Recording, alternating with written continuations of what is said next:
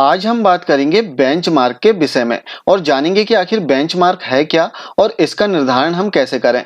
जैसा कि वर्तमान में हम कक्षा 10वीं का रिजल्ट तैयार कर रहे हैं और इसमें एक शब्द आया है बेंचमार्क। तो आखिर बेंचमार्क है क्या और इसका निर्धारण हम कैसे करें। तो इसमें सबसे पहले बताना चाहेंगे कि जो बेंचमार्क है इसका संबंध आपकी साला का रिजल्ट परसेंट से कदापि नहीं है और ना ही इसका संबंध छात्रों के पास या फेल होने से है। बेंचमार्क का संबंध आपकी साला के समस्त छात्रों के प्राप्तांकों के औसत प्रतिशत से है। अब जैसे एक एग्जाम्पल के माध्यम से इसे हम समझने का प्रयास करते हैं। सपोज हमारी शाला में 10 छात्र हैं।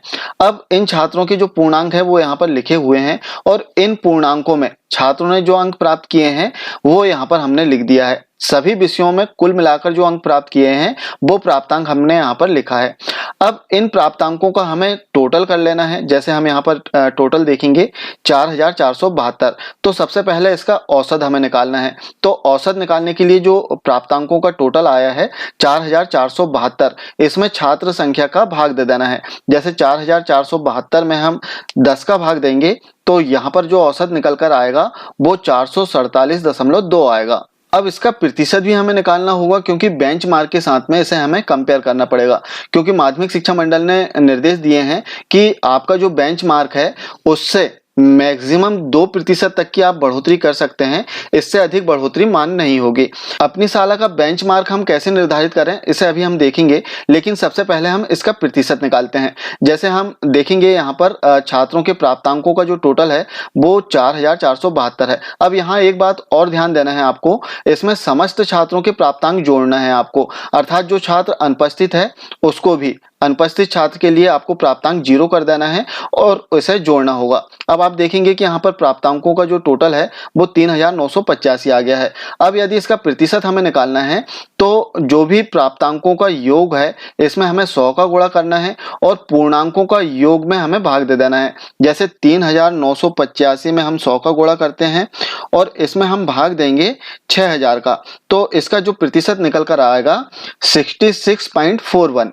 अब इसे हमें अपनी साला का जो बेंचमार्क है इससे कंपेयर करना होगा, क्योंकि हमारी साला का जो बेंचमार्क होगा उसमें हम मैक्सिमम 2% तक की बढ़ोतरी कर सकते हैं, इससे अधिक नहीं।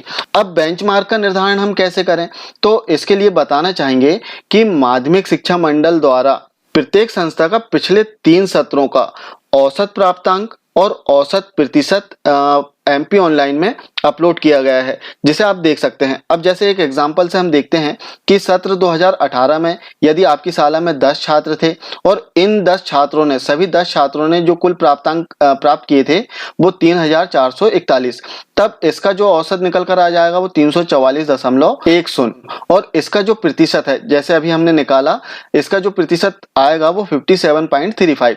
इसी प्रकार सत्र 2019 और सत्र 2020 का हमें औसत और परसेंटेज मिल जाएगा। अब इसमें हमें देख लेना है पिछले 3 सालों में जो आपका सर्वाधिक परसेंट है वो हमारा बेंचमार्क कहलाएगा। जैसे इसमें हम देखेंगे 57.35 इसमें सर्वाधिक परसेंटेज है, तो 57.35 बेंचमार्क कहलाएगा। अब इस बेंचमार्क से मैक्सिमम 2% तक की हम बढ़ोतरी कर सकते हैं, अर्थात इसमें हम जो बढ़ोतरी कर सकते हैं वो 59.35 तक कर सकते हैं, इससे अधिक बढ़ोतरी मान्य नहीं होगी।